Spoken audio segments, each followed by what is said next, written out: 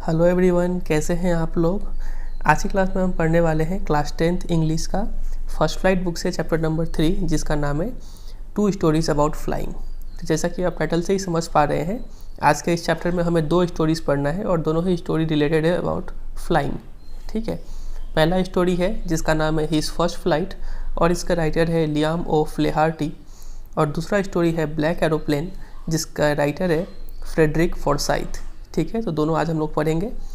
चलिए, तो सबसे पहले बिफोर यू रीड लिखा हुआ है, since the earliest times humans have dreamed of conquering the skies. तो बहुत दिन पहले से ही, काफ़ी दिनों से इंसान का हमेशा से ये सपना रहा है कि वो क्या करे, स्काईज को कनकर करे। कनकर का मतलब उस पर अधिकार कर पाए आसमान पे। ठीक है, here are 2 stories about flying. तो नीचे दिया गया 2 स्टोरी है अबाउट फ्लाइंग। पहला स्टोरी में क्या होता है कि a young seagull is afraid to fly. Seagull एक समुद्री पक्षी है, आप पिक्चर में देख पा रहे हैं। तो एक छोटा सा समुद्री पक्षी जिसको उड़ने से डर लगता है। How does he conquer his fear, वो अपने डर पे कैसे काबू पाता है, वो इस स्टोरी में बताया गया है। और दूसरा स्टोरी है a pilot is lost in storm clouds. एक पायलट के बारे में है जो एक तूफानी बादलों में खो जाता है। ठीक है, डज ही अराइव सेफ, तो क्या वो सेफली अपने डेस्टिनेशन में पहुंचता है। हु हेल्प्स हिम, और उसका मदद कौन करता है। तो ये हम सेकंड स्टोरी में देखेंगे। चलिए, सबसे पहले फर्स्ट स्टोरी को पढ़ते हैं, हिज फर्स्ट फ्लाइट। चलिए, लिखा हुआ है the young seagull was alone on his ledge. तो छोटा सा समुद्री पक्षी अकेला था ऑन हिज लेज। लेज का मतलब होता है a narrow horizontal shelf projecting from a wall और हियर अ क्लिफ। तो वॉल से कोई रेक निकला होगा, जैसे कि आप किचन में देखते हैं नॉर्मली, वॉल से जो रेक निकला होता है उसको लेज बोलते हैं। लेकिन यहाँ पे लेज का मतलब है क्लिफ। क्लिफ क्या होता है, एक खड़ा चट्टान। ठीक है, एक खड़ा पहाड़ को बोलते हैं क्लिफ। आप पिक्चर में देख पा रहे हैं, ये एक बहुत ही खड़ा हुआ पहाड़ है, इसको चट्टान को बोलते हैं, रॉक को बोलते हैं क्लिफ। और इस पर एक छोटा सा सीगल है, यंग सीगल है, और नीचे में सी है। ठीक है, तो ऐसा कुछ सीन है यहाँ पे। चलिए देखते हैं अब आगे क्या होता है। His 2 brothers and his sister had already phloem away the day before. तो उसके फैमिली में देखिए कौन कौन है, उसके 2 भाई और उसकी एक बहन जो थे, वो लोग क्या है, पहले एक दिन पहले ही वो लोग उड़ के चले गए थे वहाँ से। तो ये आप अंडरलाइन कीजिएगा और याद भी कर लीजिएगा। He had been afraid to fly with them, और उसे उनके साथ उड़ने में डर लगा था। Somehow when he had taken a little run forward to the brink of the ledge and attempted to flap his wings he became afraid. और किसी भी तरह जब वो थोड़ा सा दौड़ लगाकर आगे आया to the brink of the ledge, ठीक है, उस रॉक के एकदम ब्रिंक पे, मतलब किनारे पे आ गया उस लेज के, तब और attempted to flap his wings, और अपने पंख को फड़फड़ाने का कोशिश भी किया, तभी क्या हुआ, ही बिकेम अफ्रेड, उसे डर लग गया। The great expanse of sea stretch down beneath, और एक बहुत बड़ा समुद्र था नीचे, पूरा फैला हुआ था। And it was such a long way down, miles down, और वो काफ़ी गहरा भी था, काफ़ी नीचे था, मीलों गहरा था। He felt certain that his wings would never support him, उसे ये कहीं ना कहीं यकीन हो गया कि उसके वो पंख उसके सपोर्ट नहीं करेंगे, उड़ने में हेल्प नहीं करेंगे। So he bent his head and ran away back to the little hole under the ledge where he slept at night. उसलिए वो अपना क्या करता है, सिर झुका लेता है और वापस दौड़ के कहाँ चले जाता है, उस लिटिल होल में चले जाता है जो उस लेज में, उस रॉक में बना होता है। ठीक है, और जहाँ पे वो उस रात को सोता है। Even when each of his brothers and his little sister, whose wings were far shorter than his own, ran to the brink, flapped their wings and flew away, he failed to muster up courage to take that plunge which appeared to him so desperate. तो काफ़ी लंबा sentence है। बोला गया है कि भले ही उसके भाई और उसकी छोटी जो बहन थी, जिसके पंख काफ़ी छोटे थे कंपेयर टू उसके सीगल के, ठीक है, यंग सीगल के, उसकी छोटी बहन के जो पंख थे वो काफ़ी छोटे थे, लेकिन फिर भी वो लोग रैन टू द ब्रिंक, वो लोग किनारे तक एकदम आए। ब्रिंक का मतलब होता है एज, ठीक है, उस रॉक के एकदम किनारे तक आए। फ्लैप देयर विंग्स, अपने पंख फड़फड़ाए, एंड फ्लू अवे, और उड़ के चले गए। He fail to muster up courage to take that plunge, लेकिन वो फेल कर गया। मस्टर अप का मतलब गैदर, हिम्मत जुटाने में वो फेल कर गया। टू टेक दैट प्लंज, छलांग लगाने का हिम्मत नहीं जुटा पाया वो। Which appear to him so desperate, और वो छलांग लगाना उसके लिए काफ़ी डेस्परेट था, मतलब बेकार सा काम उसे लग रहा था, जो उसे फोर्सफुली करना पड़ रहा था। ठीक है, लेकिन वो कर नहीं पा रहा था। His father and mother had come around, calling to him shrilly, upbraiding him, threatening to let him starve on his ledge unless he flew away. तो उसके मम्मी और पापा उसके पास आए थे और उसे calling to him shrilly, और श्रीली मतलब काफ़ी तीखे स्वर में उसे बुलाते हैं। अपब्रेडिंग हिम का मतलब उसे स्कोल्ड मतलब डांटते हैं। Threatening to let him starve का मतलब भूखे मार देना, ठीक है। तो उसे धमकाते हैं कि अगर तुम हमारे साथ नहीं उड़ के चले तो हम तुम्हें यहीं पे भूखे मार देंगे, तुम्हें खाना नहीं देंगे, ठीक है, तुम इसी लेज पर स्टार्व कर जाओगे। But for the life of him he could not move, लेकिन वो अपने जीवन के लिए भी वो मूव नहीं कर पाया, ठीक है, उसे हिम्मत ही नहीं हो रहा था वो उड़ने का। डेट वॉज 24 आवर्स अगो, लेकिन ये जो इवेंट था कि उसके मम्मी पापा आए थे और उसे डांटे थे, ये सब 24 घंटा पहले हुआ था। सिंस देन, उसके बाद से nobody had come near him, उसके पास कोई नहीं आया था। द डे बिफोर, एक दिन पहले, ऑल डे लॉन्ग, सारा दिन, he had watched his parents flying about with his brothers and sisters, वो देखा था कि उसके पेरेंट्स जो है उसके भाई और बहनों के साथ सारे दिन उड़ते रहे आसमान में। Perfecting them in the art of flight, और उन्हें नए नए स्किल सिखा रहे थे, उन्हें परफेक्ट बना रहे थे कि कैसे उड़ा जाता है। Teaching them how to skim the waves, उन्हें सिखा रहे थे कि कैसे, मतलब उसके पेरेंट्स जो थे सिखा रहे थे उसके भाई बहनों को कि कैसे वेव्स को स्कीम किया जाता है। स्कीम का मतलब क्या होता है? To move lightly just above the surface, ठीक है। अब ये जो सी ईगल होते हैं, समुद्री पक्षी जो होते हैं, इनका काम क्या होता है? ये लोग समुद्र से मछली पकड़ के ले जाते हैं, ठीक है। तो उनको क्या करते हैं, सरफेस के एकदम ठीक ऊपर उड़ना पड़ता है और हल्का सा पैरों से टच करते हुए उस पैरों से, पंजों से मछली को पकड़ के फिर उड़ जाना होता है, ठीक है। तो वो वेव्स को टच जो करेंगे उसको बोलते हैं स्कीम करना, ठीक है। तो सिखा रहे थे कि कैसे वेव्स को स्कीम किया जाता है and how to dive for fish, और मछली को कैसे पकड़ा जाता है। He had in fact seen his older brother catch his first herring and devour it, और उसने तो ये तक भी देखा कि उसका जो बड़ा भाई था वो अपना पहला हरिंग का मतलब होता है a soft finned sea fish, एक मछली होता है, ठीक है। उसका बड़ा भाई एक मछली भी पकड़ लिया था और डिवोर इट का मतलब टू ईट समथिंग क्विकली, काफ़ी तेज़ी से खा भी रहा था। स्टैंडिंग ऑन अ रॉक, एक पहाड़ पे, ठीक है, पत्थर पे। While his parents circled around raising a proud cackle, और जैसे जैसे वो खा रहा था वैसे वैसे उसके पेरेंट्स गोल गोल घूर के घूम रहे थे और रेजिंग अ प्राउड कैकल, और काफ़ी गर्व में अपना आवाज़ निकाल रहे थे, ठीक है। And all the morning the whole family had walked about on the big plateau midway down the opposite cliff taunting him with his cowardice, और सारी सुबह उसके पूरे जो फैमिली थे वो ऑपोजिट क्लिफ, एक क्लिफ तो ये है, ठीक है, और इसका सी पार करके एक और यहाँ पे क्लिफ होगा, तो दूसरे क्लिफ पर बाकी सारे फैमिली मेम्बर पहुँच गए थे, इकलौता ये सी गल यहाँ पे बच गया था। तो बाकी जितने भी फैमिली मेम्बर जो ऑपोजिट क्लिफ में पहुँच गए थे वो लोग क्या कर रहे थे? The whole family had walked about on the big plateau midway down the opposite cliff, तो उस ऑपोजिट क्लिफ के बीच में कहीं बिग प्लेटू होगा। प्लेटू का मतलब क्या होता है? High area of flat land, एक समतल ज़मीन लेकिन थोड़ा ऊंचा समतल ज़मीन को बोलते हैं प्लेटू, ठीक है। तो प्लेटू पे सारा फैमिली क्या कर रहे थे? वॉक कर रहे थे ऑपोजिट क्लिफ पे और उसे टॉन्ट कर रहे थे, ठीक है, उसे ताना मार रहे थे विथ हिज कावर्ड आइज, उससे उसके कायरतापन पे सब लोग उसका मजाक उड़ा रहे थे, ठीक है, उसके ताना मार रहे थे फैमिली के बाकी members. The sun was now ascending the sky, और अब धीरे धीरे क्या था? सन आसमान में ऊंचा आ रहा था, ठीक है, दिन होने को आया था। Blazing on his ledge that faced the south, और काफ़ी तेज़ रोशनी पड़ रहा था उस लेज पे, और उस लेज का डायरेक्शन किधर था? साउथ के डायरेक्शन में था, ठीक है।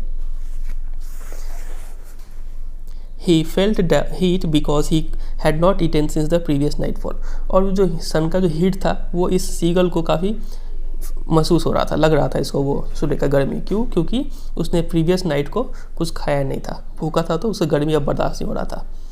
ही stepped slowly out to the brink on the ledge, तो वो क्या करता है? धीरे धीरे एकदम उस लेज के एकदम किनारे पे आ जाता है, ब्रिंक पे आ जाता है। फिर and standing on one leg with the other leg hidden under his wing, और एक पैर पे वो खड़ा हो जाता है और दूसरे लेग को अपने पंखों में छिपा लेता है। ही क्लोज्ड वन आई, और अपने एक आँख को बंद कर लेता है, देन द अदर, और फिर दूसरे आँख को बंद कर लेता है। And pretended to be falling asleep, और ऐसा एक्टिंग करता है कि उसे नींद आ रहा है। Still they took no notice of him, लेकिन ऐसा करने का बावजूद भी उसके जो फैमिली मेम्बर्स थे इस पर कोई ध्यान नहीं दे रहे थे। ये ऐसा इसलिए जानबूझ से करा था कि फैमिली मेम्बर्स उसे ध्यान दे और उसे कुछ खाना दे दे, लेकिन कोई फैमिली मेम्बर्स इस पर ध्यान नहीं दिया। He saw his two brothers and his sister lying on the plateau, dozing with their heads sunk into their necks. वो देखता है कि उसके दो भाई और उसकी जो बहन है वो प्लेटू पे पड़े हुए हैं, dodging with their heads, dodging का मतलब होता है अ लाइट स्लीप, झपकी ले रहे हैं अपने सिर को, संक इनटू देयर नेक्स, ठीक है। जब ये लोग सोते हैं तो अपने पूरा गर्दन को मतलब डुबा सा लेते हैं, ठीक है, तो वैसे करके लोग सोए हुए थे। His father was preening the feathers on his white back, और उसके पिताजी अपने फेदर्स को क्या कर रहे थे, प्रीनिंग कर रहे थे। प्रीनिंग का मतलब होता है making an effort to maintain feathers, अपने फेदर्स को थोड़ा ठीक ठाक कर रहे थे।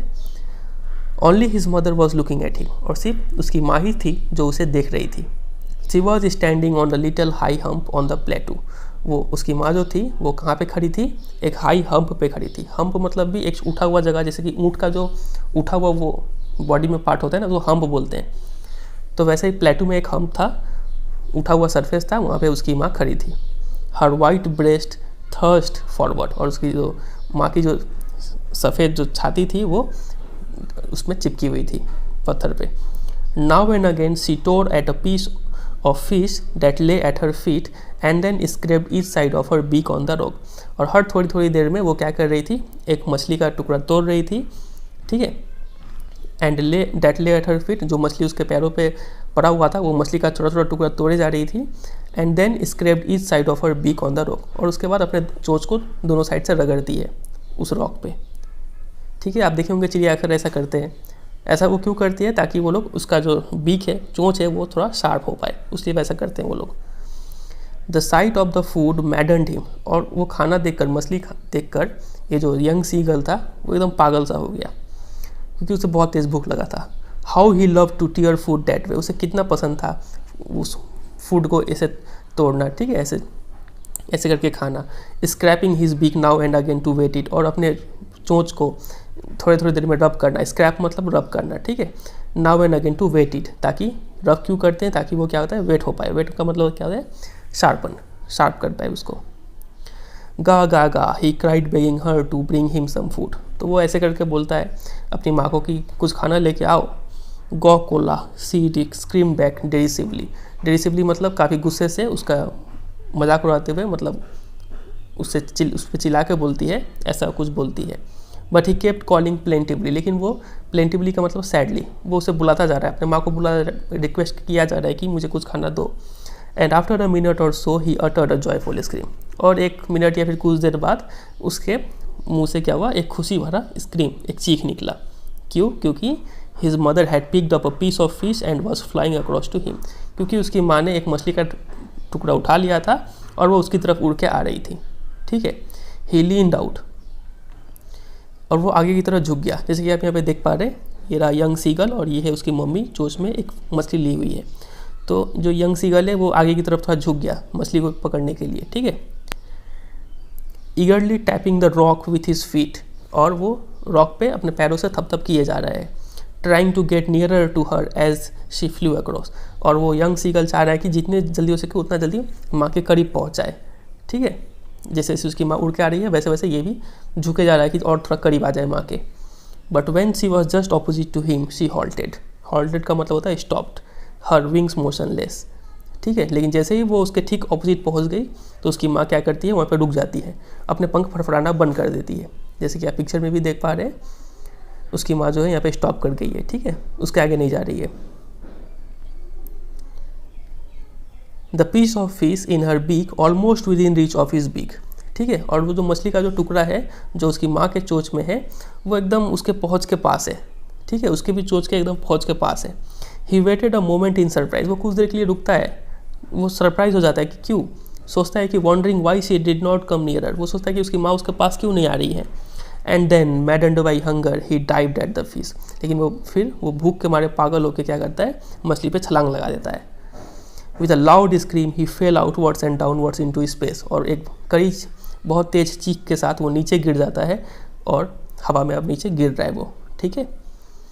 देन अ मॉन्स्टरस टेरर सीज्ड हिम, और तभी क्या होता है कि एक बहुत ही खतरनाक सा डर उसे पकड़ लेता है। And his heart is too still, और उसका दिल थोड़ा देर के लिए रुक जाता है, काम करना बंद कर देता है। ही कुड हियर नथिंग, उसको पूरा सुन पड़ जाता है, ठीक है, उसको कुछ सुनाई नहीं देता है। But it only lasted a minute, लेकिन ये जो डर था, इस टाइप का डर कुछ ही देर के लिए था। The next moment he felt his wings spread outwards, अगले ही क्षण उसे महसूस होता है कि उसके जो विंग्स है वो अपने आप खुल चुके हैं, स्प्रेड हो चुके हैं। The wind rust against his breast, और जो हवाएं थे वो उसे छाती से टकरा रहे थे, ब्रेस्ट फेदर्स, ठीक है, उस छाती के जो पंख थे उसमें से टकरा रहे थे हवाएं। एंड अंडर हिज स्टमक, और पंख से टकरा के उसके स्टमक पे लग रहे थे हवाएं। एंड अगेंस्ट हिज विंग्स, और फिर उसके विंग्स पे लग रहे थे। He could feel the tip of his wings cutting through the air, उसे महसूस हो रहा था कि उसके जो पंख है वो हवा को थोड़ा रेजिस्ट कर रहे हैं, ठीक है, हवा से टकरा रहे हैं, मानो हवा को काटते हुए जा रहे हैं। He was not falling headlong now, वो हेडलॉन्ग का मतलब होता है सिर के बल, वो अब सिर के बल नहीं गिर रहा था। He was soaring gradually downwards and outwards, soaring का मतलब फ्लाइंग, वो फ्लाई कर रहा था नीचे की तरफ और आउटवर्ड, मतलब ये मान ली ऐसा कुछ सीन है, ये मान लीजिए क्लिफ है और यहाँ पे था यंग सीगल, ठीक है, और यहाँ पे है सी। तो वो जो नीचे गिर रहा था तो डाउनवर्ड्स तो गिर रहा था, साथ साथ आउटवर्ड्स भी, मतलब इस शेप में ऐसे गिर रहा था वो, समझ रहे, तो ऐसे करके वो गिर रहा था। अब देखिए क्या होता है फिर, ये रहा, he was soaring gradually downwards and outwards, he was no longer afraid, अब वो डरा हुआ नहीं था। He just felt a bit dizzy, उसके सिर्फ डिजी, डिजी मतलब हल्का सा चक्कर आना, ठीक है, हल्का सा चक्कर आया था। Then he flapped his wings once, लेकिन अब क्या करता है वो अपने पंख को फड़फड़ाता है, एंड ही सोर्ड अपवर्ड, और वो फ्लाई कर जाता है ऊपर की तरफ। गा गा गा गा गा गा कोला, फिर ऐसा कुछ वो बोलता है। His mother soup past him, और उसकी माँ अब उसको आगे, उससे आगे निकलती है, ठीक है, उड़ते हुए। हर wings making a loud noise, और जो वो उसकी माँ उड़ रही है तो चूँकि उसकी माँ के पंख बड़े बड़े हैं तो काफ़ी तेज़ आवाज़ कर रहे हैं। He answered her with another scream, तो ये था जो ये उसकी माँ ने बोला था, ठीक है, तो उसका जवाब में वो भी कुछ चिल्ला के कुछ बोलता है। Then his father flew over him screaming, फिर उसके पिताजी उसके ऊपर से उड़ते हैं, वो भी चिल्लाते हुए उड़ते हैं, ठीक है, सब खुशी का ये सब चिल्ला रहे हैं खुशी से। He saw his 2 brothers and his sister flying around him, और वो देखता है कि उसके जो 2 भाई हैं और एक जो बहन है वो उसके आसपास उड़ रहे थे। कर्वेटिंग, बैंकिंग, सोरिंग, डाइविंग, ये सब एक क्या है, वेज ऑफ फ्लाइंग है, ठीक है, मोशन का वेज है, उड़ने का तरीका है। कर्वेटिंग का मतलब होता है, यहाँ पे लिखा हुआ है, लीपिंग लाइक अ हॉर्स, ऐसे ऐसे छलांग लगाना, ठीक है, ऊपर जाना फिर नीचे आना, फिर ऊपर जाना नीचे आना, तो इस टाइप के उड़ने को बोलते हैं कर्वेटिंग। फिर है बैंकिंग, बैंकिंग का मतलब होता है flying with 1 wing higher than the other, आप पिक्चर में देख पा रहे हैं, ऐसे टेढ़े करके उड़ने को बोलते हैं बैंकिंग, ठीक है। सोरिंग का मतलब होता है ऊपर की तरफ उड़ना, और डाइविंग का मतलब होता है नीचे की तरफ छलांग लगाना, ठीक है, तो ऐसे ऐसे करके मोशन कर रहे हैं सब। Then he completely forgot that he had not always been able to fly, अब वो एकदम ही भूल चुका था कि एक समय ऐसा भी था कि वो उड़ना नहीं जानता था। And commanded himself to dive and soar and curve shrieking seriously, और अपने आप को वो कमेंड कर रहा था, अपना तारीफ कर रहा था कि कैसे वो अब डाइव भी कर पा रहा था, सोर मतलब ऊपर भी फ्लाई कर पा रहा था, कर्व कर पा रहा था, और चिल्ला रहा था, ठीक है, काफ़ी तीखी स्वर में चिल्ला रहा था। He was near the sea now, अब वो एकदम समुद्र के ऊपर था। फ्लाइंग स्ट्रेट ओवर इट, और उसके एकदम ठीक स्ट्रेट उड़ रहा था, मतलब ये अगर समुद्र है तो जो सीगल था एकदम ऐसे इस दिशा में एकदम ऊपर उड़ रहा था, ठीक है, ऐसे इस दिशा में उड़ रहा था। Flying straight over it, facing straight out over the ocean, ऐसे एकदम ओशन के ऊपर था। He saw a vast green sea beneath him, और वो देखता है कि उसके नीचे क्या है, एक हरा समुद्र उसके नीचे है। With little ridges moving over it, और रीजेस का मतलब होता है वेव्स, और जो लहरें हैं वो उसके समुद्र के ऊपर बह रही है। And he turned his beak sideways, और वो अपने चोंच को साइड में मोड़ता है, मतलब सिर को मोड़ता है साइड में। एंड कॉड एम्यूजली, ठीक है, और आवाज़ निकालता है काफ़ी चौंक के, काफ़ी अच्छा वो सीन लगता है उसको। His parents and his brothers and sisters had landed on the green flooring ahead of him, green flooring मतलब सी, तो उसके जो पेरेंट्स थे और उसके जो भाई बहन थे वो लोग पहले ही लैंड कर चुके थे ऑन द ग्रीन फ्लोरिंग, सी में लैंड कर चुके थे, ठीक है। दे वेर बेकॉनिंग टू हिम, वो उसे भी, बेकॉनिंग का मतलब कॉल करना, ठीक है, उसे भी बुला रहे थे, कॉलिंग श्रीली, ठीक है, काफ़ी तीखे स्वर में बुला रहे थे, ठीक है। He dropped his legs to stand on the green sea, तो वो अपना क्या करता है, एक टांग नीचे करता है ताकि वो सी पे खड़ा हो पाए। हिज लेग्स सैंक इनटू इट, लेकिन उसका पैर जो है डूब जाता है उसमें। ही स्क्रीम्ड विथ फ्राइट, लेकिन फ्राइट का मतलब फियर, ठीक है, अब वो डर के मारे फिर से चिल्लाता है। And attempted to rise again flapping his wings, और चाहता है कि अब हम डूब ना जाए, थोड़ा देर क्योंकि जब पैर डूबता है तो वो डर जाता है और वो सोचता है कि हम कहीं डूब ना जाए, और वो फिर से अपना पंख फड़फड़ाता है। बट ही वॉज टायर्ड, लेकिन अब वो थक चुका होता है। एंड वीक, और काफ़ी कमज़ोर भी हो गया होता है because of hunger. And he could not rise, अब वो उड़ नहीं पाता है। Exhausted by the strange exercise, ठीक है, और अभी जो एक्सरसाइज किया था उसने, सोरिंग, डाइविंग, कर्वेटिंग, बैंकिंग, तो उस सबसे वो काफ़ी थक चुका था, एग्जॉस्ट हो चुका था। His feet sank into the green sea, उसका जो फीट, दोनों पैर थे वो नदी में डूब चुके थे, समुद्र में डूब चुके थे। And then his belly touched it, और उसका बेली मतलब स्टमक, उसका पेट जो है उसको टच करता है सी को। एंड ही सैंक नो फर्दर, और लेकिन अब वो नहीं डूबता है, सिर्फ पैर डूबा, उसका शरीर ऊपर ही रह गया। He was floating on it, वो उसके ऊपर तैर रहा था। And around him his family was screaming, और उसके चारों तरफ उसका पूरा परिवार स्क्रीम मतलब चिल्ला रहे थे, प्रेजिंग हिम, उसे तारीफ कर रहे थे। And their beaks were offering him scraps of dogfish, और सब कोई अपनी चोंचों से उसे फिश ऑफर कर रहा था खाने के लिए, ठीक है। He had made his first flight, और उसने अपना पहला उड़ान भर लिया था।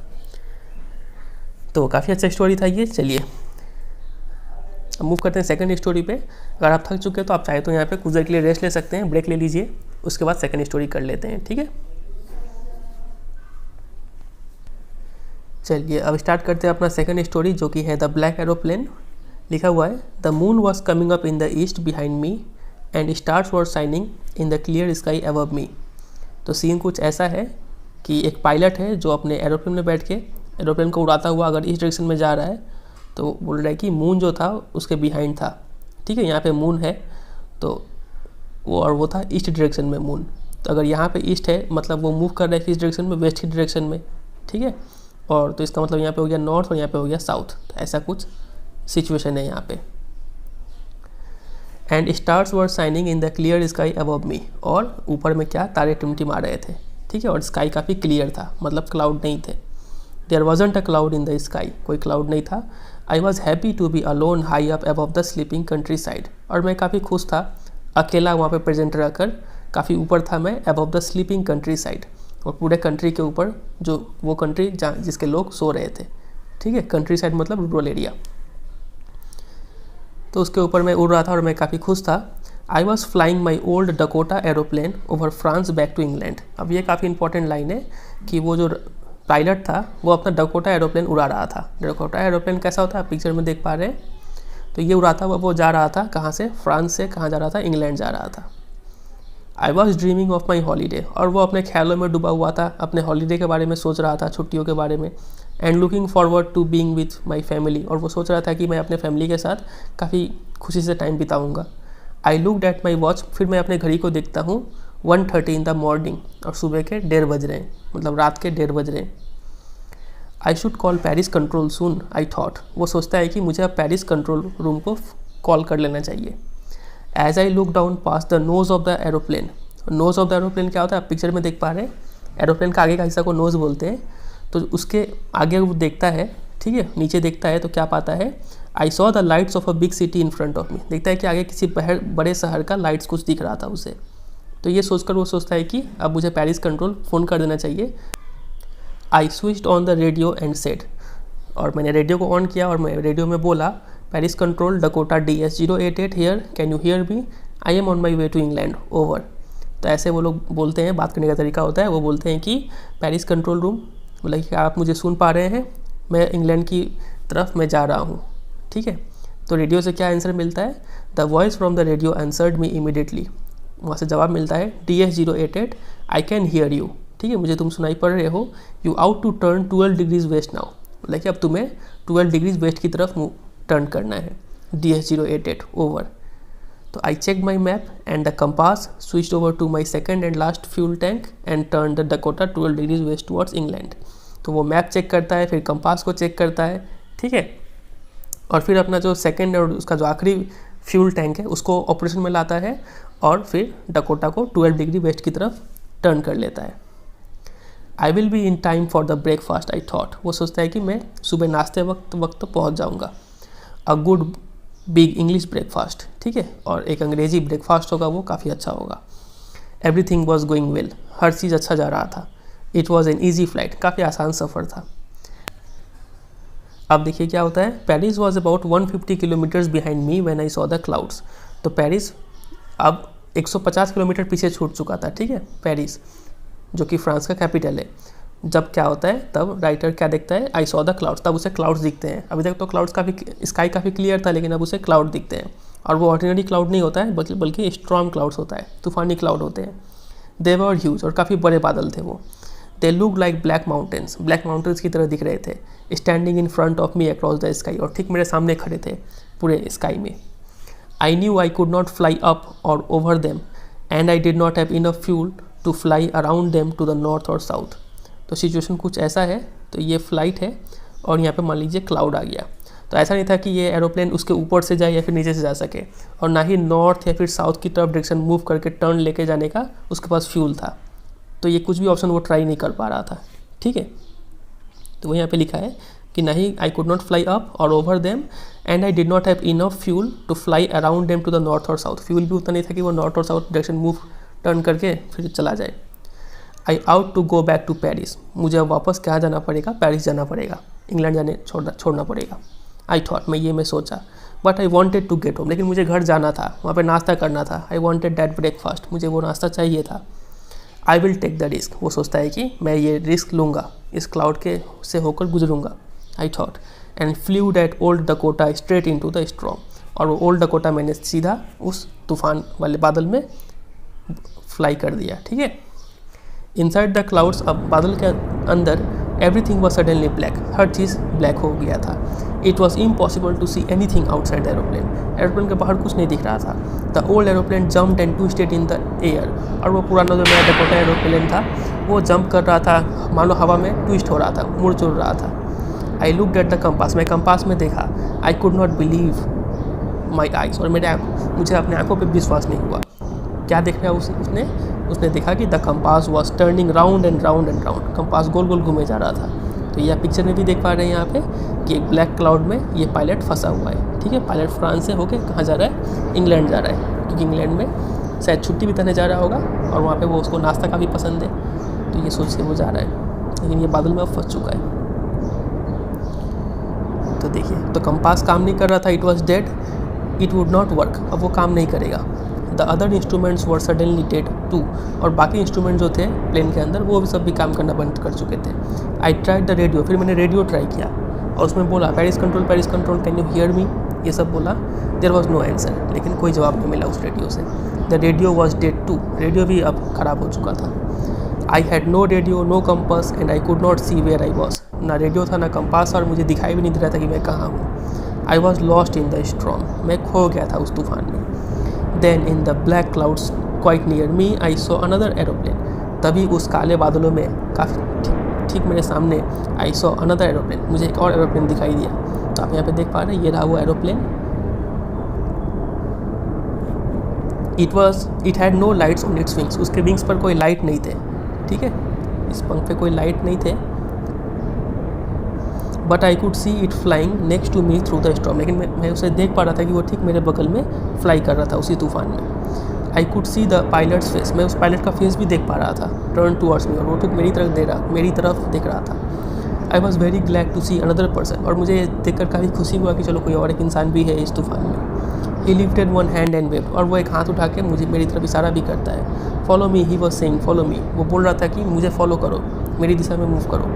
He knows that I am lost, I thought, तो मैंने सोचा कि उसे पता है कि मैं खो चुका हूँ, मैं भटक गया हूँ। He was trying to help me, वो मेरा मदद करना चाह रहा था। He turned his aeroplane slowly to the north, फिर वो अपने एरोप्लेन को नॉर्थ की तरफ टर्न करता है। इन फ्रंट ऑफ माई डकोटा, ठीक है, और ठीक मेरे डकोटा के सामने आ जाता है। So that it would be easier for me to follow him, ताकि मैं उसे फॉलो ईजिली कर पाऊँ। I was very happy to go behind the strange aeroplane like an obedient child, और मैं ठीक उस ओबीडियंट चाइल्ड, एक आज्ञाकारी बच्चे की तरह मैं उस एरोप्लेन के पीछे पीछे हो लिया। आफ्टर हाफ एन आवर, उस आधे घंटे बाद, the strange black aeroplane was still there in front of me in the clouds, आधे घंटे बाद वो अजीब सा काला एरोप्लेन अभी भी मेरे सामने था उस बादलों में। Now there was only enough fuel in the old Dakota's last tank to fly for 5 or 10 minutes more. अब मेरे जो डकोटा एरोप्लेन था उसमें सिर्फ इतना ही फ्यूल बचा था जिससे कि वो 5 से 10 मिनट तक और उड़ पाए। ठीक है, I was starting to feel frightened again, और मेरे अंदर फिर से वो डर आ गया। But then he started to go down and I followed through the storm, फिर वो अचानक से नीचे जाना स्टार्ट कर दिया और मैं भी उसे नीचे हो लिया। Suddenly I came out of the clouds and saw 2 long straight lines of lights in front of मी, फिर मैं अचानक से उस क्लाउड्स के बाहर आ गया, बादलों से बाहर निकल गया, तूफानी बादल से, एंड देखा कि 2 straight lines of light in front of मी, 2 उससे स्ट्रेट लाइंस दिख रहे थे और लाइट लगा हुआ था दोनों लाइंस में। ठीक है, मतलब वो कहाँ पहुँच चुका था, रनवे पे पहुँच चुका था, जहाँ पे कोई एरोप्लेन उड़ान भरता है। इसका मतलब वो एक एयरपोर्ट पे आ चुका था और वो आई वॉज सेफ, मैं सेफ था। I turn to look for my friend in the black aeroplane, और फिर मैं वापस मुड़ के देखा कि मेरा वो दोस्त कहाँ गया जिसने मेरा हेल्प किया था, जो ब्लैक एरोप्लेन में बैठा हुआ था। But the sky was empty, लेकिन अब आसमान में कोई नहीं था। देयर वॉज नथिंग देयर, वहाँ पे कुछ नहीं था। The black aeroplane was gone, वो ब्लैक एरोप्लेन अब जा चुका था। आई could not see it anywhere, मुझे कहीं नहीं दिखाई दे रहा था। आई लैंडेड, मैं अब वो लैंड किया वहाँ पे, ठीक है, रनवे पे।